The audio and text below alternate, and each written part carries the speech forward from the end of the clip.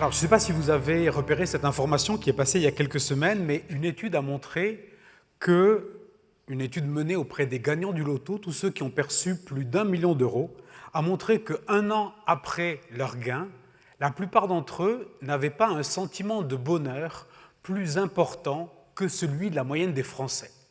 Étonnant, sachant que beaucoup d'entre eux sont venus de quotidiens relativement modestes pour accéder à une opulence assez confortable. Mais en fait, l'étude montrait également que si c'était le cas, c'est parce qu'en fait, le stimuli, ou normalement, il doit se passer quelque chose. Vous voyez, c'est la technologie, hein, vous voyez, ça ne marche pas à chaque fois. Ah mais si, ça marche, voilà. Et donc, qu'en fait, parmi les ingrédients du bonheur se trouvaient les stimuli du bonheur, c'est-à-dire le plaisir qu'on a à conduire la voiture de ses rêves ou à vivre dans une maison confortable, mais se trouvait aussi l'engagement que l'on a vis-à-vis des autres et l'engagement que l'on reçoit des autres. Et puis se trouvait aussi le sens.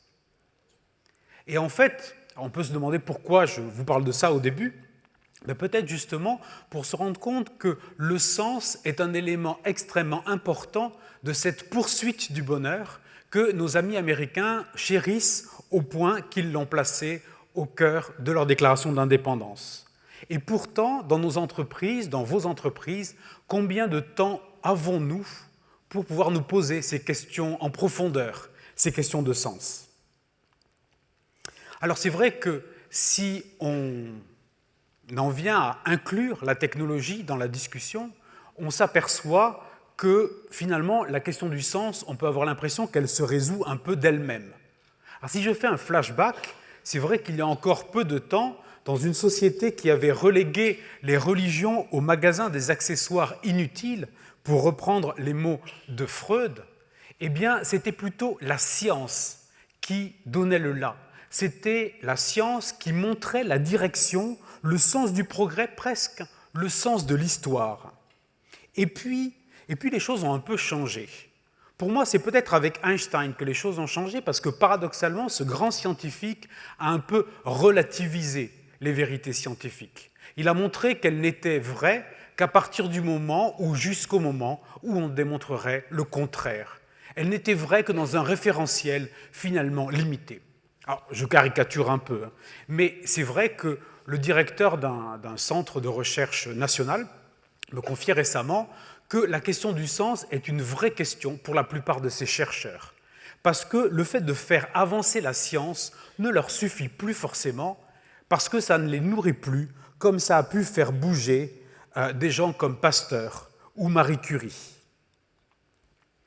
Et c'est là que la technologie prend un peu le relais. Parce que cette technologie, c'est vrai qu'elle n'est pas absolue, elle n'est pas totale. Chaque technologie est constamment dépassée par une technologie suivante, mais en même temps, elle a des effets pratiques, elle a des effets tangibles sur notre vie. Elle résout des problèmes, elle améliore notre quotidien. En ça, dans notre imaginaire collectif, elle est désormais ce qui indique un peu, à mon avis, le sens du progrès. En un mot, la technologie, elle fait des miracles. Et de fait, moi, je suis plutôt technophile et je dois reconnaître que je suis sensible à tout ce que la technologie nous apporte. Et pour prendre un peu des exemples, j'en choisirai deux pour essayer d'avancer ce soir. Le premier, il va aller assez vite, puisque en fait, mon prédécesseur en a assez longuement parlé, c'est l'intelligence artificielle. Et le second, ce sont toutes ces technologies qui permettent une augmentation de l'humain. Et ces deux technologies, en fait, elles ont en commun de susciter l'admiration du public, de faire rêver, de donner cette admiration un peu teintée de crainte, il faut reconnaître. Il y a régulièrement des articles dans la presse qui disent que quand même, c'est peut-être dangereux. En fait, on n'est pas loin de la révérence, pas loin de la vénération. Dans tous les cas, ce sont des technologies qui vont impacter beaucoup plus l'imaginaire que n'impactait par exemple le ratatine ordure ou l'écorche poulet, qui étaient deux exemples que Boris Vian prenait comme exemple du progrès technologique. Alors, si on commence par l'intelligence artificielle, là je peux aller assez vite de fait, que peut-on dire? C'est qu'on nous a présenté l'intelligence artificielle d'aujourd'hui, Watson. Lorsqu'on travaille avec les développeurs de l'intelligence artificielle, ceux d'IBM par exemple, mais aussi de Google et d'autres sociétés, on anticipe et on essaie de penser ce que sera l'intelligence artificielle de demain. Et cette intelligence artificielle, ce qu'elle nous propose de faire, c'est de nous apporter un alter ego, de nous créer quelque part une personne avec qui on pourra parler. Et de fait, il n'est pas bon que l'homme soit seul, dit la tradition hébraïque, dit Dieu dans la tradition hébraïque, en l'occurrence dans le livre de la Genèse. S'ensuit la création d'Ève, la pomme, un certain nombre de pépins, enfin vous connaissez l'histoire. Mais derrière cette histoire, la question n'a pas cessé de nous tarauder. Elle en est quasiment galvaudée, ridicule. Sommes-nous seuls dans l'univers? Au passage, je note qu'on peut être seul quand on est 7 milliards. Mais c'est vrai que c'est une question pour l'humain. Et là, la possibilité d'un alter ego, la possibilité plus tard, certains disent dans 30 ans, dans 50 ans, d'autres disent que ça ne sera jamais possible, mais d'une intelligence artificielle qui pourrait nous répondre, avec laquelle on pourrait parler autrement que dans cet exemple qu'on a vu, qui est déjà extrêmement intéressant, mais sur le mode de la conversation, presque sur le mode de la confidence, eh bien, ça ouvre un nouveau type de dialogue. On peut se poser la question, qu'est-ce que l'intelligence artificielle va nous dire? Comment elle va appréhender le monde? L'autre intérêt, c'est que ce genre d'intelligence artificielle va placer l'homme non plus en tant que créature, mais aussi en tant que créateur. Enfin, l'homme va pouvoir fixer les règles. Il aura droit de vie et de mort. Il pourra décider, par exemple, de remplacer les 10 commandements par les 3 lois de la robotique dictées par Isaac Asimov. Ainsi, on se rend compte que cette intelligence artificielle, elle a finalement, à terme, lorsqu'elle arrivera à son plein épanouissement, elle a un potentiel extrêmement fort. Mais peut-être encore plus fort est le potentiel de toutes ces technologies qui, d'une façon ou d'une autre, essayent d'augmenter l'humain, que ce soit par la biologie, la génétique, les nanotechnologies, les implants de toutes sortes. C'est encore plus disruptif pour le sens. Et ça pour une raison très simple. C'est qu'en fait, ces technologies-là, c'est vrai, elles nous aident à améliorer notre corps, elles nous aident à allonger notre vie, elles nous dégagent d'un certain nombre de contraintes matérielles, mais elles nous permettent aussi quasiment de sculpter notre propre statut, comme le disait Pic de la Mirandole. Sculpter notre statut, ça veut dire, quelque part, se bâtir un peu soi-même. Et au-delà de soi-même, ça veut dire essayer de reprendre la main sur notre évolution. From chance to choice, disent les transhumanistes, d'une évolution subie à une évolution choisie. Au final, l'horizon sur lequel s'appuient ces technologies, sur lesquelles elles viennent se poser, est encore plus vaste. Et c'est un horizon que les mêmes transhumanistes n'hésitent pas à explorer. Il s'agit de notre finitude humaine. Voilà. Toute vie doit finir, dit le psaume. Et au fond, c'est ça le problème. En fait, c'est le seul problème qu'on a, il faut être réaliste. C'est la source de toutes nos peurs, de la peur du manque, à la peur du vide, à la peur de l'isolement ou de la solitude. C'est le fait qu'on est mortel. Et finalement, ce rêve d'une humanité augmentée, ce rêve qui consisterait à nous sortir de cette singularité, qui nous sortirait de notre fragile condition charnelle, humaine, presque animale, est aussi un rêve d'immortalité. La technologie se pare alors du sens ultime. Pour certains, elle se fait même spiritualité, voire même religion. Alors c'est vrai que ces deux technologies, ces deux familles de technologies que j'évoquais, on sent bien que ce sont quand même des colosses aux pieds d'argile. Alors on a bien vu tout ce que pouvait déjà faire Watson, tout ce que pouvaient déjà faire des intelligences artificielles, mais en même temps, l'intelligence, la vraie, on a quand même le sentiment que derrière, ça requiert la conscience, ça requiert de la créativité, ça requiert également d'être capable d'intégrer ce qui, c'est un peu ce qu'on disait quand mon prédécesseur à cette tribune parlait de processus, aussi d'intégrer l'accident, d'intégrer le hasard. Regardez le nombre de découvertes fantastiques qui ont été faites par accident. Dès lors, cette intelligence artificielle, pour le moment, elle a encore du fil à retordre avec la spiritualité, la stupidité naturelle. Et de fait, on se rend compte que voilà, il y a encore du trajet à faire. De même, les technologies d'augmentation de l'homme, eh bien, on se rend compte qu'elles butent, quand on parle d'augmentation de la durée de vie, souvent on confond ça avec l'augmentation de l'espérance de vie. L'augmentation de l'espérance de vie, ça n'est finalement que la suppression de toutes les causes de mort accidentelles qui interviennent entre-temps et qui permettent finalement à chacun d'aller jusqu'au bout de sa vie naturelle. Mais pour le moment, on n'a pas vraiment battu Jeanne Calment. Peut-être une façon de se dire que le vivant est beaucoup plus complexe qu'il n'y paraît. Voilà. Et donc, moi, ce qui me questionne, ça n'est pas tellement le fait que ces technologies soient encore incomplètes, parce que finalement, on sait tous qu'on est amené à vendre un peu sur catalogue si on veut pouvoir lever des fonds. Si on veut pouvoir réaliser, il faut déjà montrer un petit quelque chose et puis avancer. Non, la vraie question qui se pose pour moi, au-delà des intentions tout à fait louables de ceux qui développent ces technologies, c'est finalement la dimension, un peu les dégâts collatéraux que peuvent avoir certaines utilisations de ces technologies sur notre système de valeurs, sur ce qui fait sens. Parce que, d'abord, vendre du rêve n'est pas sans conséquence. Vendre du rêve n'est pas sans conséquence parce que si vous avez autour de vous, malheureusement, des personnes gravement malades ou lourdement handicapées, vous savez qu'il ne faut pas susciter de faux espoirs. Et justement, face à cet homme qui veut devenir surhomme et dont on peut se demander finalement que manque-t-il à l'homme pour qu'on fasse un surhomme, finalement qu'il nous vaille le coup de construire un surhomme, on se rend compte que face à cette dimension quasiment de toute puissance, plus dure sera la chute. Et de fait, dans l'inconscient collectif, ces technologies peuvent nous donner l'impression que tout est possible. Et on commence à voir dans la population des gens qui pensent qu'au final, tout sera possible. Mais je pense qu'entre le rêve et la réalité, l'écart est grand et dans ce fossé, beaucoup risquent de tomber.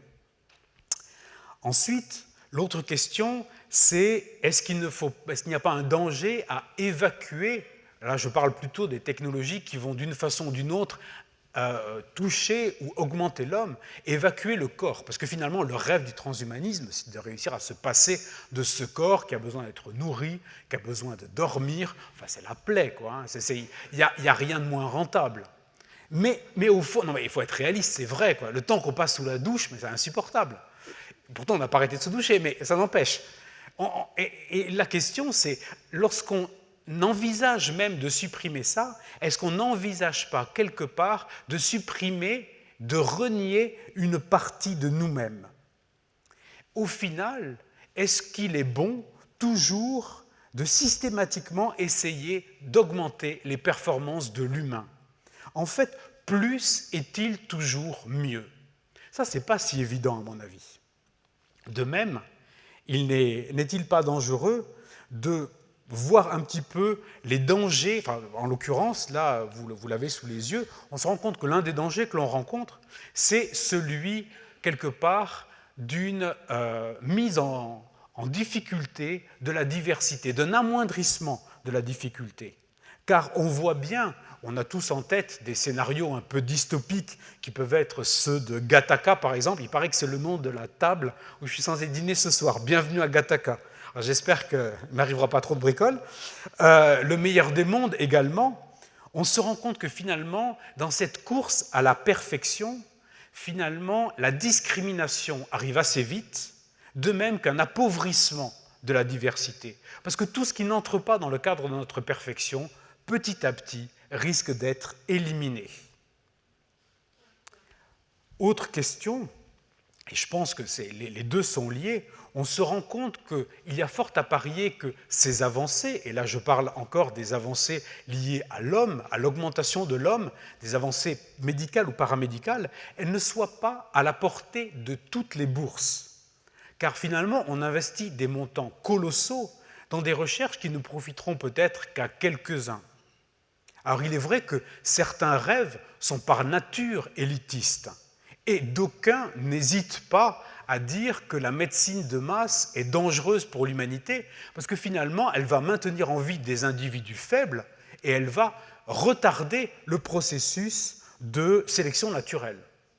Alors, ça fait un peu froid dans le dos, hein, mais au final, vous l'aurez compris, le danger, c'est d'en arriver à une forme d'eugénisme. Un eugénisme dont faisait la promotion le frère d'Aldous Huxley, généticien de son état, qui écrivait « La qualité des personnes et non la seule quantité est ce que nous devons viser. Par conséquent, une politique concertée est nécessaire pour empêcher le flot croissant de la population de submerger tous nos espoirs d'un monde meilleur. » Je ne sais pas pour vous, moi ça fait quand même un peu froid dans le dos. Hein. C'était dans les années 50.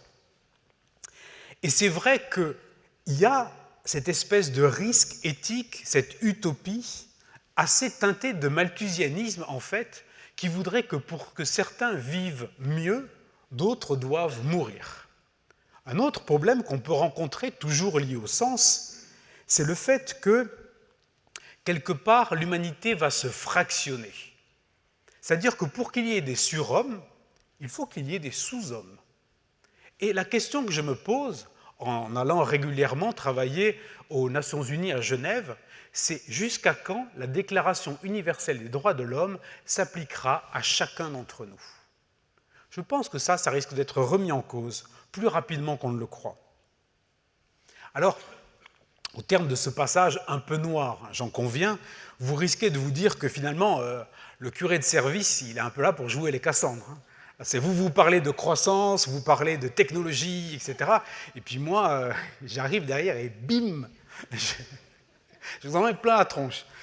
Mais en fait, moi je suis profondément persuadé de la dimension très positive, ou du moins du potentiel de ces technologies. Je suis persuadé qu'elles peuvent nous apporter beaucoup.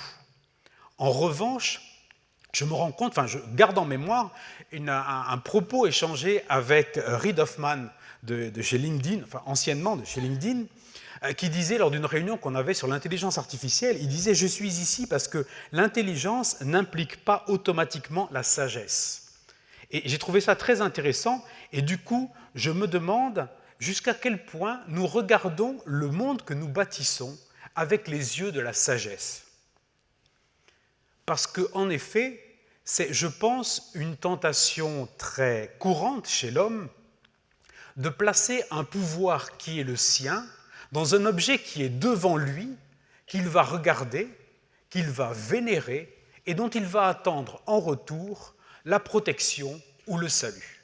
C'est le principe du totem, c'est le principe de l'idole.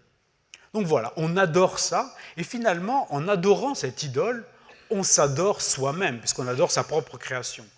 Pire, en essayant de mettre à distance nos peurs, en les plaçant sous la tutelle d'un totem, eh bien on se place aussi sous le pouvoir de ce totem.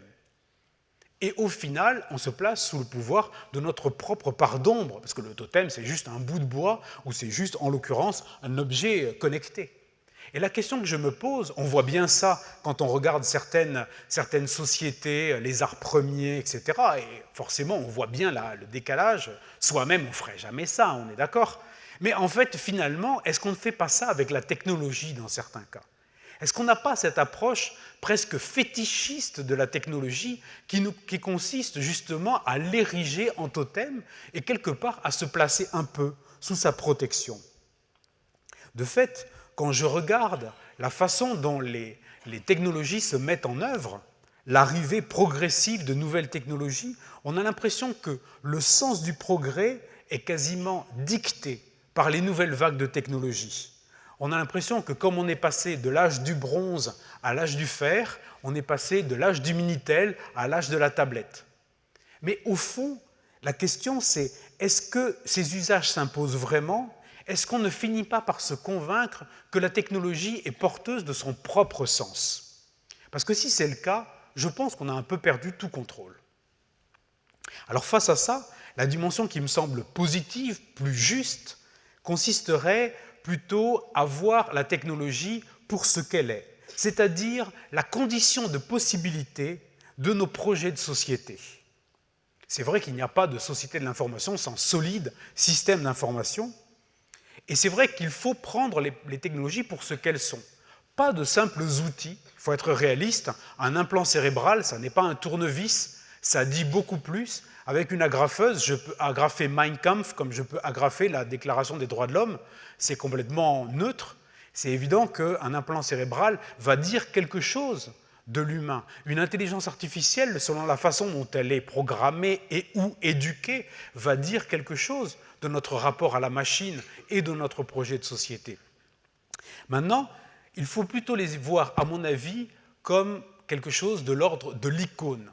C'est-à-dire l'icône, en deux mots, la différence entre l'icône et l'idole, c'est que l'idole, c'est quelque chose qui prétend avoir un pouvoir, alors que l'icône n'est que le signe de quelque chose de plus grand. Et là, je parle des icônes qui sont dans les églises, mais je parle aussi des icônes qui sont sur vos claviers sur vos écrans d'ordinateur. Parce que finalement, l'icône, ce n'est pas le logiciel. L'icône, ce n'est que le signe qui va donner accès à autre chose. C'est la fenêtre ouverte sur un arrière-monde, pour reprendre les mots de Nietzsche. Et à nous d'explorer l'arrière-monde de notre destinée collective, au-delà et au travers des technologies de rupture, des technologies que nous avons en main. En faisant cela, de fait, on transforme, déjà, non ? Voilà, merci. En faisant cela, on transforme un peu notre regard, on approche quelque chose de différent, et de fait, on va, comment dire ça ? Oui, on va se projeter dans ce qui est vraiment important. Ce qui est vraiment important, c'est le projet de société. Quand je parle de projet de société, c'est projet d'entreprise privée, c'est projet de société de façon plus générale. Alors voilà, on va découvrir un peu le sens qui est derrière tout ça. Là, on peut passer à la suite. Alors pourquoi je vous parle de tout ça ?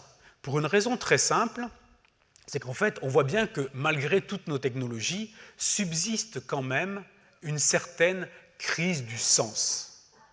On le voit, à mon avis, c'est illustré par ce phénomène qui est largement paru dans la presse, des bullshit jobs. Vous savez, tous ces boulots dont on dit qu'ils n'ont pas d'intérêt et qui ne sont pas porteurs de sens. Moi, je ne suis pas du tout sûr que ces bullshit jobs, ils aient moins de sens que les emplois que décriait Charlie Chaplin dans les temps modernes. Je ne pense pas qu'on ait régressé. Mais peut-être que nous avons perdu quelque chose d'une vision d'ensemble. Quand je voyage au Japon, je suis toujours frappé par le fait que beaucoup d'employés ont une conscience très vive de l'utilité de leur emploi, quel que soit cet emploi. Et ce n'est pas lié à la fonction qu'ils ont, aux actions qu'ils mènent, ni même à leur rôle dans la pyramide hiérarchique. C'est lié à une vision plus large qui est la vision de l'entreprise, qui est la vision peut-être de toute une société. Et ce sens, je pense qu'il reste à bâtir ou à rebâtir dans nos sociétés. Alors, je vais essayer de ne pas parler trop longtemps, comme ça on pourra avoir un débat. J'ai bien conscience que je pose un certain nombre de choses qui pourraient faire débat ou qui pourront faire débat, et j'espère que ce sera le cas. Donc nous pourrons en parler. Mais si nous devons rebâtir ce sens, si nous devons essayer de le découvrir, eh bien, peut-être que nous allons nous heurter à une ultime difficulté, qui est celle que le sens passe naturellement par le langage. Or, quel sens peut-on susciter, quel sens peut-on découvrir dans une société de la post-vérité ? Dans une société, alors c'est un peu un argument marketing, la post-vérité, j'entends bien, en fait dans une société qui considère que finalement l'adéquation du discours au réel n'est plus si importante à partir du moment où l'émotion est là, à partir du moment où le public est touché par ce qu'on lui dit. Si ce n'est pas vrai, finalement, ce n'est pas si grave que ça. Moi, je pense que ça pose effectivement question. Là aussi, on peut peut-être se retrancher derrière une forme de neutralité de la technologie en disant finalement, personne n'est vraiment responsable des fake news. Ou alors, on peut se poser la question des technologies de l'information, de la façon dont elles transmettent cette information, voire de l'usage des algorithmes, l'usage qui en sont faits par les réseaux sociaux, l'usage qui en sont faits par les moteurs de recherche, par exemple. Et là, de fait, on est amené à mener une réflexion un peu différente. Alors voilà, au terme de ce parcours rapidement esquissé, que pouvons-nous dire? Eh bien, une chose qui me semble importante, c'est que vous aurez remarqué que je me suis bien gardé de dire qu'on allait donner du sens à nos projets, qu'on allait donner du sens à nos entreprises ou à notre société. Parce que, à mon avis, c'est tout aussi vain de vouloir leur donner du sens que de vouloir laisser les technologies s'attribuer un sens à elles-mêmes. Parce que le sens, il ne se crée pas, le sens, il se découvre.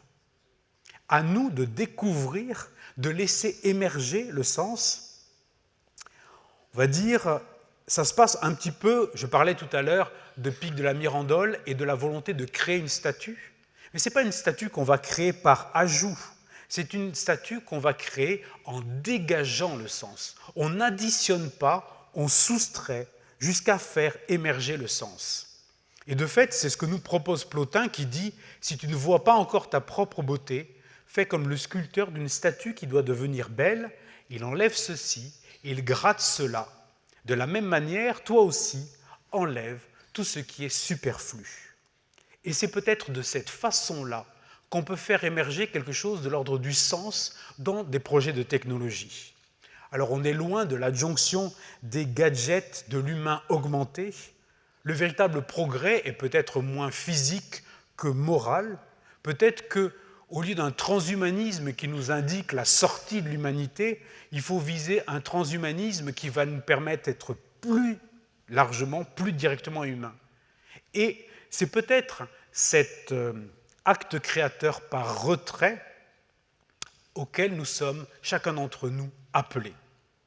Trouver le sens, c'est-à-dire à la fois ouvrir la voie et aussi comprendre la signification, c'est peut-être la responsabilité de chaque dirigeant.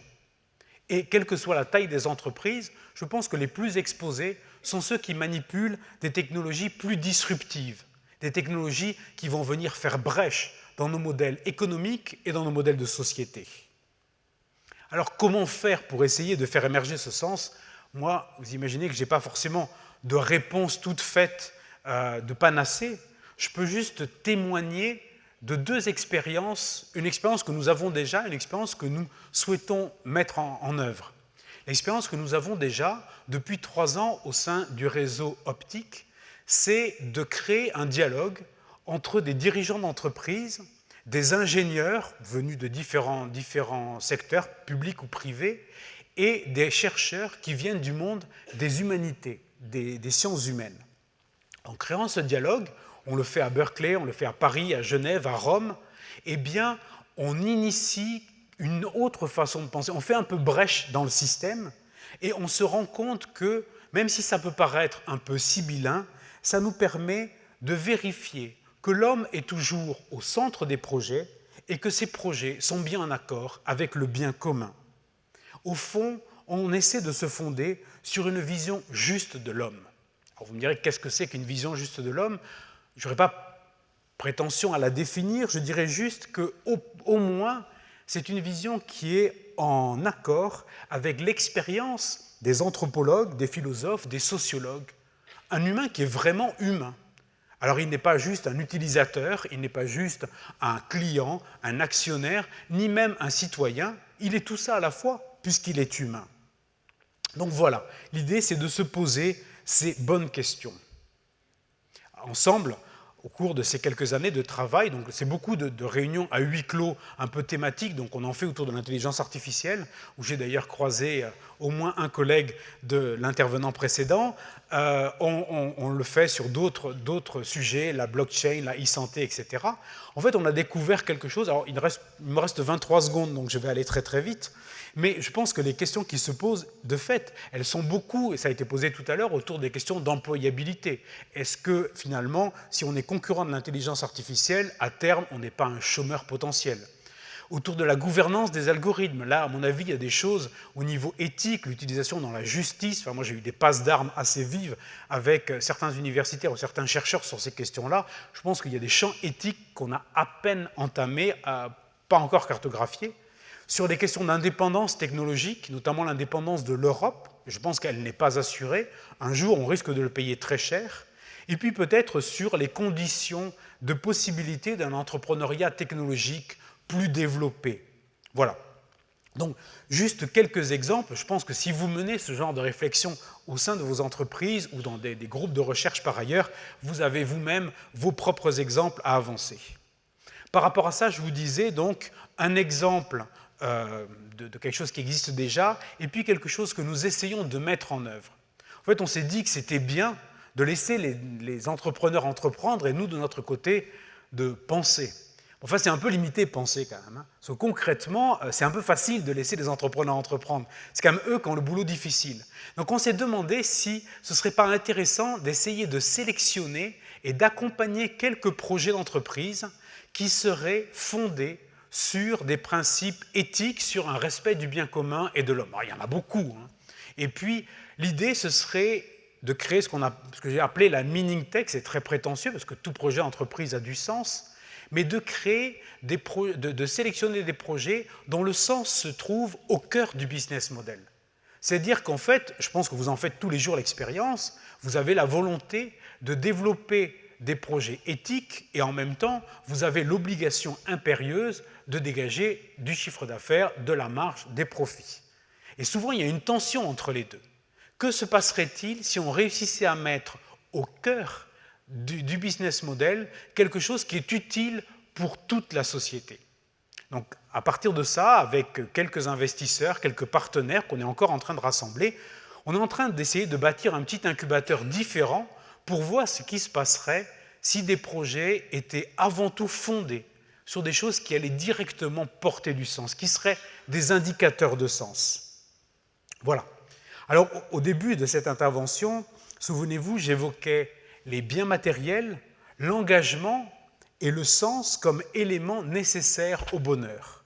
L'idée, là, ce serait peut-être de voir ce qui se passe lorsque l'engagement de nos projets dans la société sont au fondement de la richesse qu'ils créent, parce que ça, je pense que ça aurait du sens. Je vous remercie. Alors dans l'intervention juste avant, on a été chauffé à blanc avec des opportunités de business incroyables. Juste après, on est calmé, raisonné avec une quête de sens. Concrètement, on sort comment de cette tension quand on est entrepreneur? Moi, je ne veux pas être négatif, mais je pense qu'on n'en sort pas. Je pense que justement, cette tension-là, elle est constitutive de tout business. Après, ce que j'ai essayé de dire un peu à la fin, c'est que peut-être qu'on peut essayer de trouver des modèles. Alors, je pense que ça ne marche pas pour tout, mais peut-être que ça peut marcher pour quelques projets, même dans des entreprises plus grandes, qui vont essayer de combiner différemment, pas en tension, mais en intégration, la dimension éthique et la dimension du business, la dimension entrepreneuriale. Mais moi, je sais que quand on travaille avec des partenaires américains, ce qu'ils veulent toujours, c'est un framework, un moral framework. Donc, ils veulent qu'on leur donne un cadre éthique. Et moi, je dis toujours, non, je ne vais pas vous donner un cadre éthique. Le cadre éthique, on peut le bâtir ensemble dans un second temps. La première question, c'est avant tout de se poser des vraies questions que moi, j'appellerais anthropologiques dans mon langage, qui en fait sont les questions sur la vision que l'on a de l'humain. Ça veut dire que, par exemple, sur IBM, il y a des conseils éthiques autour, vous êtes sollicité pour essayer de mettre en perspective ces créations? En interne, je ne sais pas comment fonctionne IBM, ça, il faudrait qu'ils prennent la parole pour nous le dire. Je pense que ça serait intéressant de prendre le... La réponse est oui. Mais effectivement, dans toutes les entreprises, la réponse est toujours oui. La question qui se... Non, mais c'est vrai. Non, il faut être réaliste.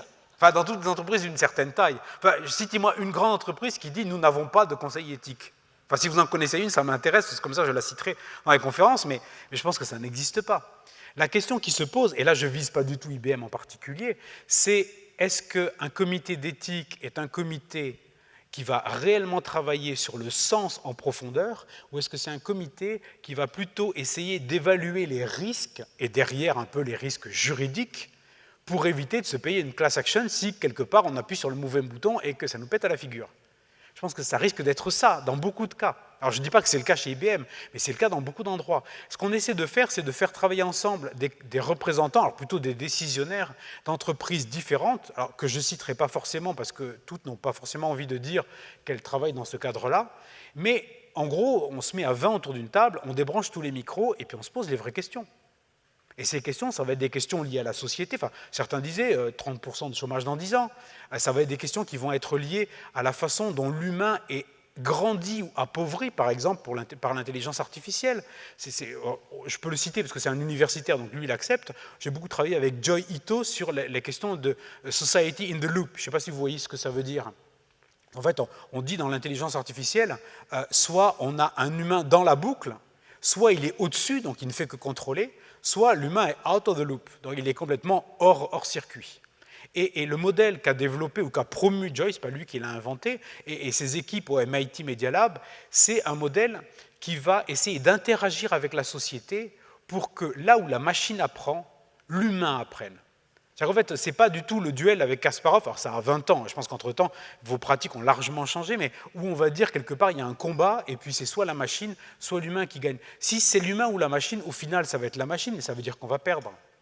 Donc la question, c'est comment est-ce qu'on peut avoir un win-win, comment est-ce qu'on peut faire en sorte, et lui, par exemple, il l'a expérimenté sur certains processus, travailler avec des juristes pour que les juristes entraînent la machine à faire une sélection, par exemple, de documentation, etc., mais qu'en retour, la machine puisse aussi aider le juriste à découvrir des choses, pas seulement lui fournir de la data, trier, classer des documents, mais puisse aussi l'aider à comprendre. Et ça peut fonctionner. D'ailleurs, quand on avait fait notre voyage en Israël, on a rencontré Mobileye, tout à l'heure cité, et la question de la voiture autonome à un carrefour, s'il y a un petit garçon qui se retourne et qui laisse tomber son ballon de façon inattendue sur la route et que la voiture doit prendre une décision et choisir entre une grand-mère qui traverse et le petit enfant, puisque à ce moment-là, elle roule trop vite, il y a un conseil éthique. Mais la machine devra apprendre, il y aura quand même un premier accident. Comment gérer ce genre de cas? Alors, oui, après, il travaille même sur des cas plus complexes. Imaginez que vous êtes sur une voie centrale, il y a un obstacle face à vous, la voiture doit dégager à droite ou à gauche. À droite, vous avez un motocycliste qui porte son casque. Donc c'est quelqu'un qui respecte la loi. Donc en fait, il faudrait plutôt le protéger. Mais en même temps, si on le shoot à lui, eh bien, en fait, il sera probablement moins gravement blessé que celui qui se trouve de l'autre côté et qui ne porte pas son casque. Mais si on bouscule celui qui ne porte pas son casque, quelque part, il l'a bien cherché, mais en même temps, les dommages seront plus graves. Là, on commence à entrer dans des modèles qui sont assez complexes, et c'est vrai que c'est des questions qui sont nouvelles, parce que jusqu'à maintenant, on n'avait pas le temps de se poser la question, il faut être réaliste.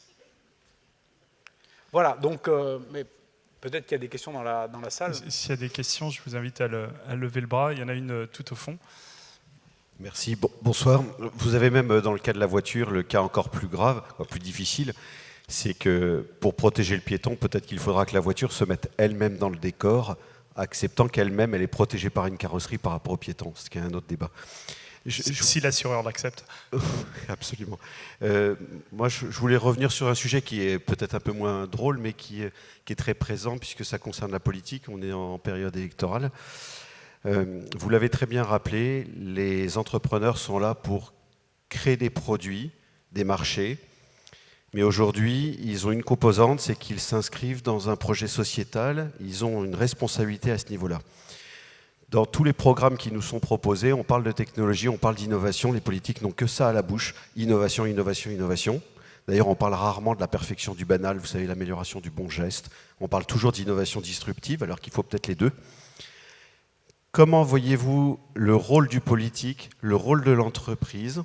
Je ne vous parle pas des scientifiques ou des autres, mais déjà, nous, notre rôle à nous, notre responsabilité d'entrepreneur dans le projet politique. Et ça, c'est une sacrée question, hein, parce que dès qu'on touche aux questions politiques, surtout en campagne électorale, c'est un peu un terrain piégé. Comment dire ? Moi, je pense qu'effectivement, enfin, c'est ce que j'essayais un petit peu de dire, il faudrait que les politiques fassent, ça c'est juste mon point de vue tout à fait personnel, hein, voilà, fassent un peu plus confiance aux entrepreneurs pour discerner le sens des technologies qu'ils mettent en œuvre. Mais en revanche, ça veut dire aussi qu'il y a une dimension d'accompagnement, parce qu'on a souvent un peu le nez dans le guidon quand on entreprend. Et la question, c'est si on veut entreprendre, enfin, sauf des très grandes entreprises qui peuvent se permettre d'avoir des comités qui réfléchissent à ces questions-là, la question, c'est comment on mutualise cette réflexion et comment on fait en sorte que chacun puisse arriver un peu avec ses questions, son cas d'école, et puis repartir un peu avec des pistes pour essayer d'améliorer un peu plus le bien commun. Donc peut-être qu'il y a quelque chose à trouver à ce niveau-là, de toute évidence. Il y a des actions à mener pour stimuler l'entrepreneuriat, au moins pour ne pas le pénaliser fiscalement. Moi, je pense que ce serait quand même la moindre des choses. Je pense aussi qu'il y a peut-être une réflexion à mener pour que le monde de l'entreprise soit un monde de l'entreprise qui favorise, on va dire, ce développement harmonieux de l'innovation. Juste un exemple, je ne sais pas si c'est votre cas à vous, et c'est toujours un peu délicat d'aborder ces questions-là vis-à-vis d'entrepreneurs qui consacrent toute leur énergie, mais en fait, quand on discute avec quelqu'un comme Reid Hoffman, il dit moi j'ai créé une boîte, j'ai récupéré pas mal d'argent, j'ai fait tapis, j'ai tout remis dans une autre. Puis j'ai récupéré et j'ai recommencé. Et au final, il me dit, mais ce qui m'intéresse, ce n'est pas tellement de gagner de l'argent. De toute façon, je pense que maintenant, il est un peu à l'abri du besoin. Mais c'est surtout, ce qui l'intéresse, c'est de créer de la valeur, de créer des nouveaux modèles, de créer des nouvelles choses. Mais ça veut dire aussi que s'il peut le faire, c'est parce qu'il est dans un monde où s'il échouait, ce ne serait pas un problème.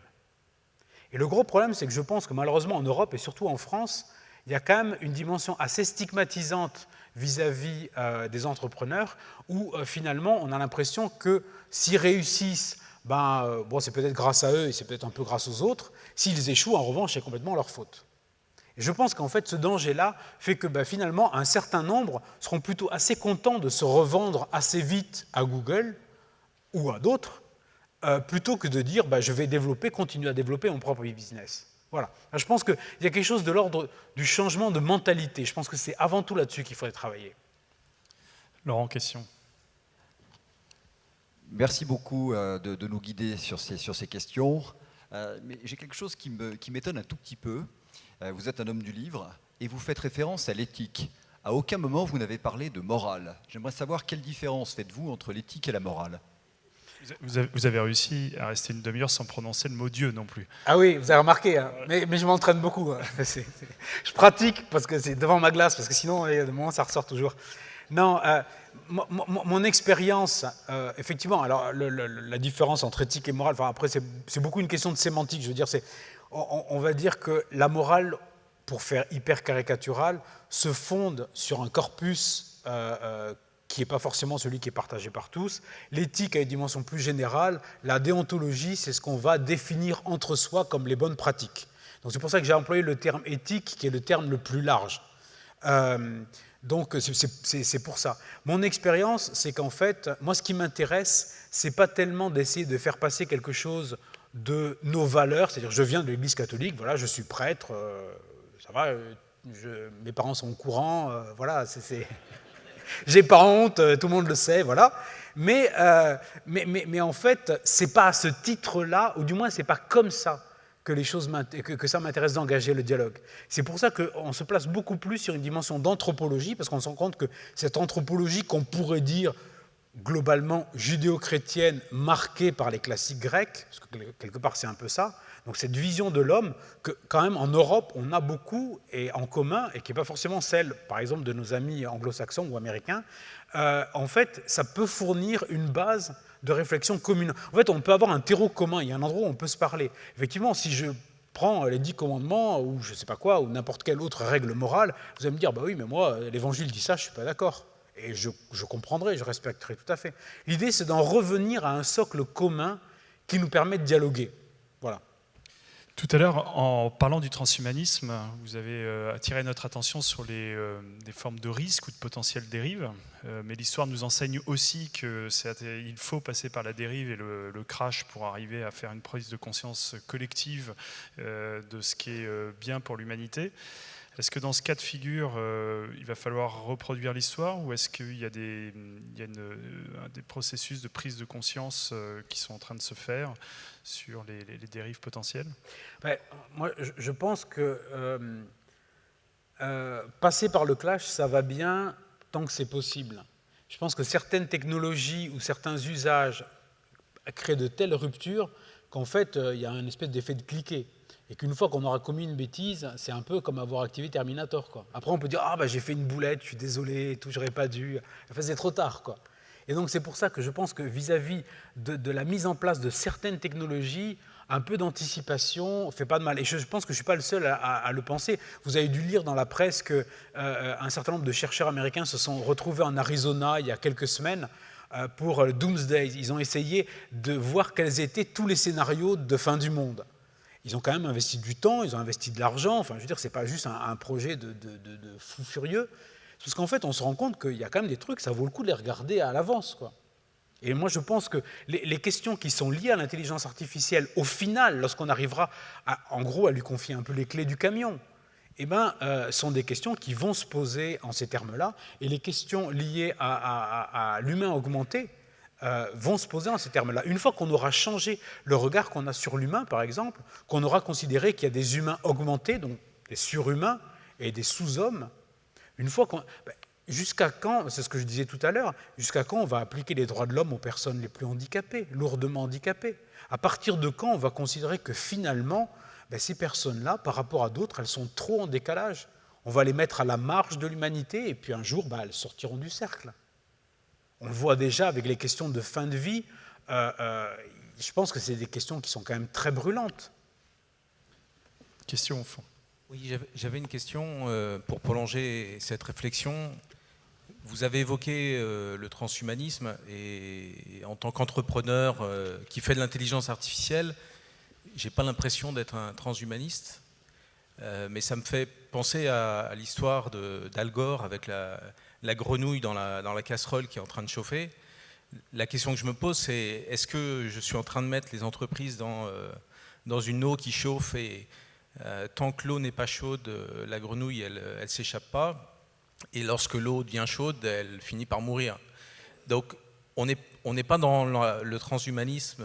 En tous les cas, moi, je ne le suis pas dans ma société. En revanche, oui, je construis des robots qui sont en train de faire changer radicalement un certain nombre de métiers et qui vont avoir des impacts lourds, sans doute, dans l'évolution d'un certain nombre de métiers. Donc, par contre, c'est une évolution lente et ce n'est pas dans une perspective de transhumanisme. Donc, voilà, comment savoir à quel moment il faut s'arrêter et comment il faut prendre conscience de ce qu'on réalise par rapport à ce que ça deviendra plus tard. Vous adressez à des gens qui vivent avec des tensions, là. Oui, tous un peu dans la même situation. Mais j'en suis conscient et je dirais, c'est aussi pour ça qu'on a envie aussi de se lier plus à des gens qui sont en situation de tension en essayant de monter cet incubateur pour vivre un peu de l'autre côté, au moins une partie du temps, parce que moi je suis du côté du safe side, je suis du côté de celui qui va dire quelque chose, donc c'est toujours plus simple. Moi ce que je pourrais dire, c'est qu'il n'y a pas de ligne toute déjà définie, même le terme transhumanisme, je l'ai employé 2 fois comme ça, c'est un terme que j'aime pas tellement employer parce que ça ouvre, c'est en fait une galaxie de comportements et de croyances ou d'attitudes très différentes. Ça va des gens qui veulent juste essayer de faire, d'améliorer le quotidien des humains à ceux les plus radicaux qui espèrent qu'un jour on va se télécharger dans un robot. Mais c'est extrêmement vaste. Moi, ce que je pourrais dire, c'est qu'il n'y a pas de réponse définitive pour tout le monde. C'est pour ça qu'on a ces groupes de travail, pour justement essayer de voir la situation de chaque entreprise et pour chaque entreprise, essayer de discerner, ou pour chaque métier, essayer de discerner quels sont les warnings, quels sont les points sur lesquels, à partir du moment où on les franchit, on se dit quand même que voilà, on commence à franchir un peu la ligne jaune, on peut avoir des difficultés. Et ces questions-là, ça a été beaucoup fait autour de tout ce qui touche à la médecine, même les biotechnologies, la génétique, etc. Parce qu'on a la tradition de l'éthique médicale. Sur des sujets comme l'intelligence artificielle, alors là, c'est l'Eldorado. Personne n'a eu l'idée de se dire il faudra un peu qu'on essaie de cadrer les choses. Sauf ceux qui sont venus nous voir et qui nous ont dit aidez-nous à cadrer les choses. Voilà. Donc je pense qu'il n'y a qu'en en parlant qu'on peut le mettre en œuvre. Et les politiques aujourd'hui vous sollicitent à l'Assemblée nationale, il y a des commissions de travail là-dessus ou c'est totalement absent? Alors je ne suis pas sûr qu'ils soient les plus avancés. Un peu comme souvent. On va couper cette partie-là au montage, on est d'accord? Parce que je ne vais pas me faire trop d'ennemis non plus. Mais voilà, ce qui est sûr, c'est que, pour dire la petite histoire, de fait, les équipes de campagne d'un candidat nous ont contactés pour essayer d'avoir des pistes, un peu, des éléments de réflexion, ça c'est vrai. On se tient très éloigné de la politique, d'abord parce qu'on est lié à l'Église et que l'Église essaie de ne pas trop faire de politique, parce que dès que l'Église fait de la politique, ça tourne mal, généralement. Donc, non, mais c'est vrai, moi je pense que spiritualité et politique ne font pas forcément un très bon ménage. Donc, et je viens d'un ordre qui a quand même donné un certain nombre d'inquisiteurs, donc mollo, quoi. Hein, je fais quand même bien attention à ce que je fais maintenant. Parce qu'on a un peu ça dans le sang, dans la famille, donc on fait gaffe.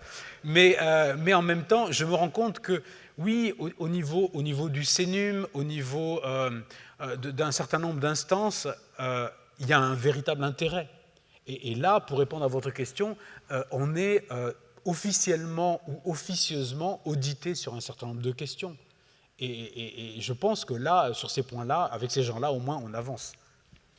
Et alors, on voyait que finalement, la vie peut être améliorée, le corps peut être amélioré, on pousse les limites du business très très loin. Aujourd'hui, c'est inimaginable de donner un prix à la vie, mais demain, est-ce que finalement la vie pourrait avoir un prix? Et est-ce qu'on peut tout monétiser? Alors, ce qui est terrible, c'est que moi je dirais que si on regarde en détail, moi je pense que la vie elle a déjà un prix. C'est un peu terrible à dire comme ça, mais regardez vos polices d'assurance. Non, il faut être réaliste. La vie, elle a déjà, mais on ne le dit pas comme ça parce que c'est très choquant, mais la vie, quelque part, elle a déjà un prix. Et le problème, c'est que je pense qu'on va aller progressivement vers une quantification de plus en plus grande. Pour moi, ça va être la grande tension entre quantitatif et qualitatif, quoi. C'est-à-dire qu'on est vraiment dans le quantified self et dans le soi quantifié. Et dans ce soi quantifié, effectivement, au bout d'un moment, on va valoir nos datas, on va valoir ce qu'on est capable de rapporter à une entreprise, on va valoir ce qu'on rapporte quand on est client, par exemple. Là, moi, je pense qu'il y a un vrai sujet éthique. Moi, je pense qu'il faut qu'on soit capable de faire une espèce de pas de côté pour essayer de ne pas tout quantifier, de ne pas juste regarder la valeur immédiate. Parce que sinon, effectivement, enfin, je vais être très cash, il y a des personnes lourdement handicapées qui non seulement ne valent rien, mais coûtent beaucoup. Est-ce qu'il faut qu'on les débranche tous? Watson, a priori, avec le prédictif, est capable de le voir déjà dès le ventre de la mer. Oui, mais est-ce que pour autant, essayer d'éradiquer systématiquement tous les problèmes va résoudre le problème éthique? Moi, je ne pense pas. D'abord, se pose la question de savoir est-ce qu'il faut obligatoirement qu'on éradique la naissance de toute personne qui naîtrait avec un handicap? Il y a aussi des handicaps. Je sais pas, certains disent que, je ne citerai pas de nom, mais l'un ou l'autre patron de très grande entreprise est quand même un autiste léger. Un autisme léger, ça se supprime à la limite. Enfin, lui, il a quand même créé une grosse boîte. Donc finalement, on ne sait pas. Et puis, je veux dire, Stephen Hawking, il aurait fallu l'éradiquer dès le début, hein, parce que franchement, et il a quand même apporté 2-3 trucs, non? Non, mais soyons honnêtes. Donc en fait, moi je pense que les choses sont beaucoup plus complexes que ça. Et là, on parle que des choses avant la naissance, on ne parle pas des accidents de la vie. Si on a un accident et qu'on est tétraplégique, est-ce qu'il faut qu'on se débarrasse de nous sous prétexte qu'on coûte cher? Nous, ce qu'on appelle le maître de l'ordre, donc notre supérieur, qui est un ancien professeur d'éthique médicale, dit quelque chose que je trouve très vrai. Il dit « On mesure la qualité d'une société à la capacité qu'elle a de s'occuper des plus fragiles ». Moi, je pense que c'est très vrai.